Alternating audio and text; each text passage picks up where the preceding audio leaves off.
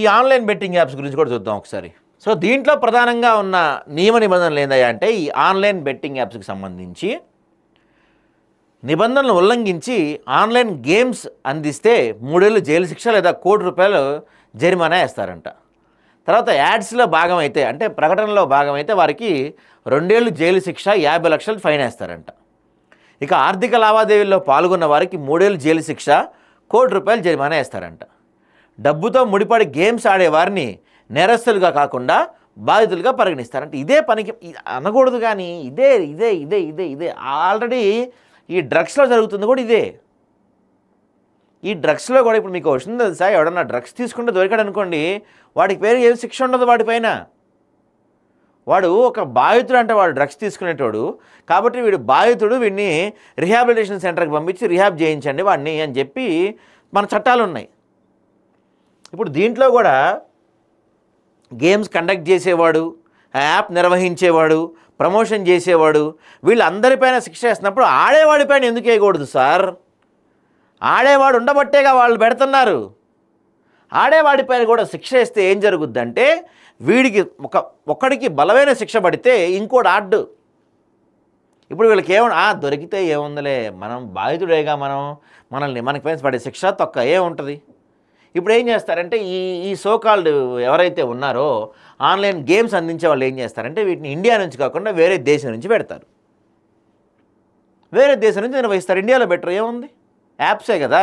APK file పంపిస్తారు, APK file install చేసుకుంటాం, VPN on చేసుకుంటారు, కనీసం మన నెట్వర్క్ కూడా తెలియదు మనం ఆడుతున్నట్టు, జరుగుతూనే ఉంటుంది. యాడ్స్ అంటారా, యాడ్స్ అంటే ఇంకా ఏదో చేస్తారు, అది కూడా దానికి కూడా ఏదోటి క్లాసులు ఎతుకుతారు. కాబట్టి ఆడేవాళ్ళని కూడా దీంట్లో యాడ్ చేయాలి. ఆడేవాడిది కూడా తప్పే కదా. ఇప్పుడు పాత రోజుల్లో పేకాట ఉందనుకోండి, పేకాట ఎవడైతే నిర్వహిస్తాడో నిర్వహించేవాడిదే తప్పు, ఆడేవాడి తప్పు లేదని అనేవాళ్ళు కాదు. జోదం నిర్వహించేవాడికి పడేది, ఆడేవాడికి పడేది. మరి ఇప్పుడు ఎందుకు ఇట్లా తయారవుతున్నాయి చట్టాలు?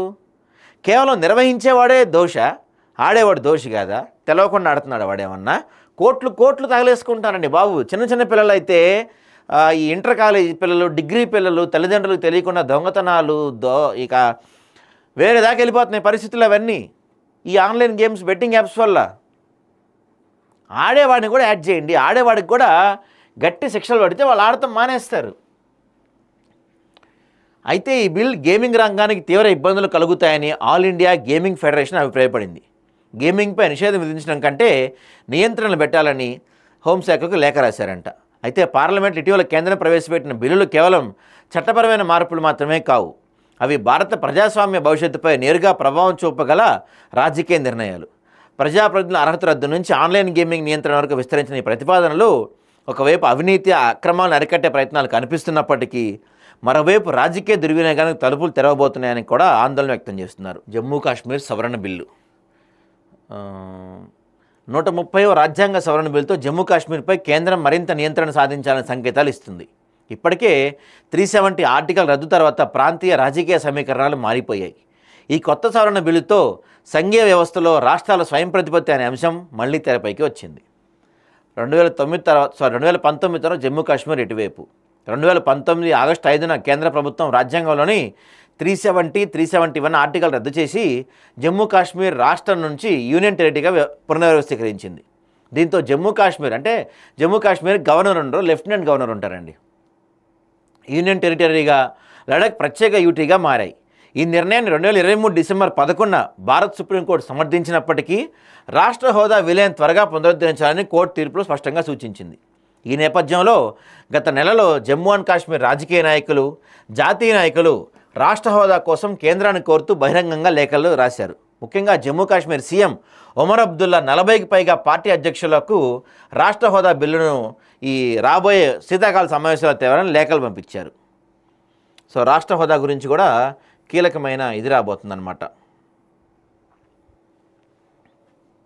సో అయితే ఈ 3 బిల్స్ చాలా కీలకంగా మారబోతున్నాయి. అసలు బిల్స్ ఎందుకు, వీటి వల్ల అవసరం ఏంటని మనం చూస్తే కనుక మెయిన్ ఫస్ట్ది ప్రజాప్రతినిధుల అర్హత బిల్లు. ప్రస్తుతం ఒక రాజకీయ నాయకుడు జైల్లో ఉన్న కేసు పూర్తి వరకు అతని పదవి కొనసాగుతుంది. దీనివల్ల నేర ఆరోపణలు ఎదుర్కొంటున్న వారే ప్రజాప్రతినిధులుగా కొనసాగడం జరుగుతుంది. 30 రోజులకు పైగా జైల్లో ఉన్న వారి పదవి రద్దవుతుందనే నిబంధనతో రాజకీయ వ్యవస్థలో నైతికత పెరగటం, ప్రజల విశ్వాసాన్ని నిలబెట్టుకోవడం సాధ్యమవుతుందని ప్రభుత్వం చెప్తుంది. మరి ప్రభుత్వం చెప్తుంది, కానీ అది ఎంతవరకు అనేది చూడాలి మనం. ఇక తర్వాత ఆన్లైన్ గేమింగ్స్ గురించి రాస్తున్నారు. ఆన్లైన్ గేమింగ్ రంగంలో ప్రస్తుతం మోసాలు, వ్యసనం, మైనర్లపై ప్రభావం వంటి సమస్యలు ఎక్కువగా కనిపిస్తున్నాయి. గేమింగ్ను ఈ స్పోర్ట్స్తో వేరు చేసి స్పష్టమైన నిబంధనలు తీసుకురావడం అవసరమని ప్రభుత్వం భావిస్తుంది. దీనివల్ల ఏం జరుగుద్దంటే యువత రక్షణ, పారదర్శక నియంత్రణ, మోసపూరిత గేమ్స్పై కఠిన చర్య, అదనంగా నియంత్రణ వల్ల ఈ రంగం మరింత ప్రొఫెషనల్గా, సురక్షితంగా మారుతుంది. సో ఈ మూడు చాలా కీలకమైన బిల్లులే, కాకపోతే కొర్రీలు ఉన్నాయి, వీటిల్లో చాలా కొర్రీలు ఉన్నాయి.